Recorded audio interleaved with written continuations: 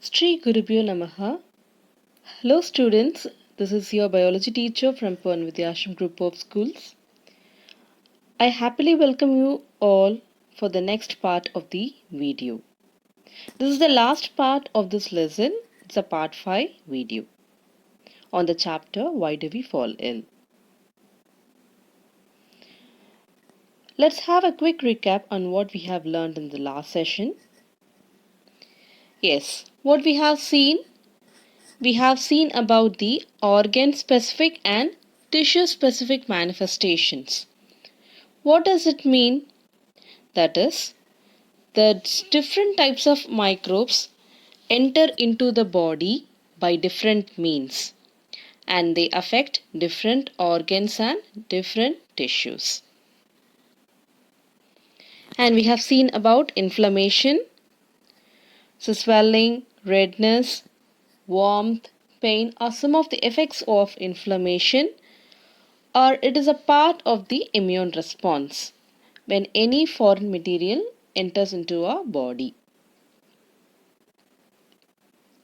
Then we have seen about HIV/AIDS, its structure, and the reason for the high vulnerability to other diseases. And we have seen about the importance of the immune system. The more number of immune cells, the less number of microbes and the less number of disease manifestations. And we also seen about the principles of treatment, that is symptom directed treatment and the destroying the root cause by use of the antibiotics or the medicines. Now we actually move on to the actual content of the video. So in this video, we are going to see some of the principles of prevention of diseases. You might ask me, ma'am, if any disease comes to me, I will take some medicines, I will get cured. But actually, students, there are some limitations for this approach to deal with infectious diseases. They are, if someone has a disease, their body functions are damaged and they may never recover completely. For example, if a person gets jaundice by hepatitis virus, the person cannot fully recover and he has a chance of getting it again and again in his lifetime. So it is better not to get that disease.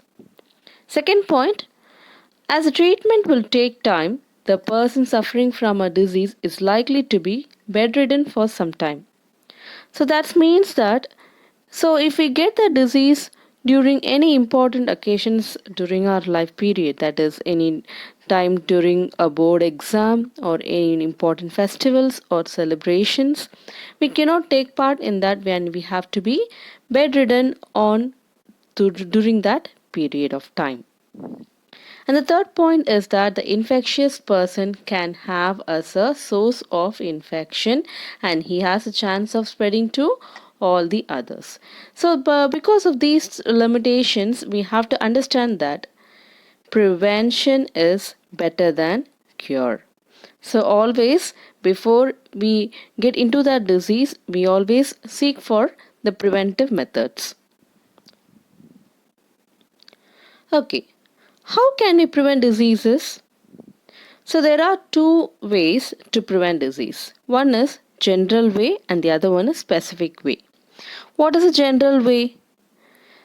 The general way is it mostly relates to preventing the exposure of such disease causing microbes. And the specific way is that it relates to a peculiar property of the immune system that makes or usually gets rid of the microbial infections. Let's see in detail in this video about these methods. First one, it is the general ways of prevention. In general ways of prevention, it mostly relates to preventing the exposure to such disease-causing microbes. We have seen this already. How? This can be achieved when we look to the means of exposure first. Right. So, before we go to that, we should understand that public hygiene is very important basic key to prevent such infectious disease causing microbes. So, keeping our environment clean, keeping ourselves clean is one of the most important factor to keep ourselves to avoid from exposures. So now, if we want to prevent airborne diseases, what we have to do? We have to prevent the exposure by providing the living conditions that are not overcrowded. So we have to avoid the places like overcrowding so that it might be easily transferred from one person to another person. If you want to avoid waterborne diseases, what shall we do? We have to prevent exposure to unsafe water. That is, we always have to look for a safe drinking water, ensuring that the water is devoid of any disease causing microbes. So, to avoid vector borne diseases or to prevent them, what we have to do? We have to provide a clean environment which will not allow any pest breeding. The other way of prevention is that we have to take care of our immune system well. What does that mean? So we have to see to that we have a proper and well balanced diet is taken by the individual person. So the availability of the proper and sufficient food, a healthy balanced food is very much important to have a successful immune system so that any disease causing microbes will not show its disease manifestations or its symptoms as it will be destroyed by our immune cells. Now, let us see about the specific ways of prevention. Can you analyze anything from these pictures? Yes, it means some injection methods. So, some medicines or some substances injected to our body that makes us to be preventive from such diseases.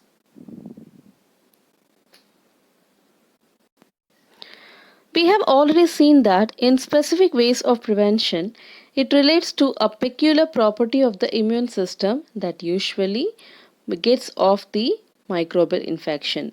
This principle is by the principle of vaccination. The vaccination is a process of just fooling the immune system to develop memory for a particular infection by giving something that mimics that particular microbe that we want to vaccinate. What is that? Actually, vaccination. It means that vaccination is the process of injecting dead or weakened microbes which cannot cause any symptomatic disease manifestations but instead it stimulates the production of antibodies by the body and it keeps a memory of that pathogen in future. So, this method can effectively prevent any type of infectious disease and there are a wide range of vaccines available nowadays. Edward Jenner was the one who found the vaccines first.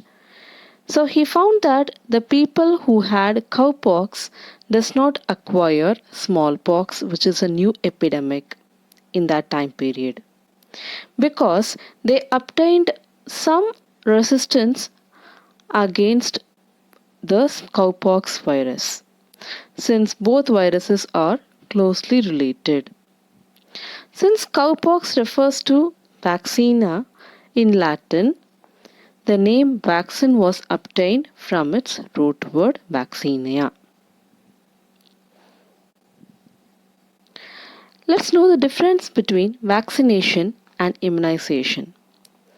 So we already seen that vaccination just means the process of injection of the dead or the killed microbes which can produce the body to an active immune response so that even if after or later it is exposed to the actual infection causing disease, the body have already have developed a memory over it and it will respond immediately. What is immunization? It is a process of acquiring immunity by acquiring such type of treatments in the form of vaccines before they come in contact to them. So it is use this by using the body's own natural defense system, and that is called the immune response. And that's it, students. I hope all have understood in detail about all the concepts on this chapter. Thank you all once again, and I request all of you to use this opportunity to go through the videos and to understand in detail. Thank you so much.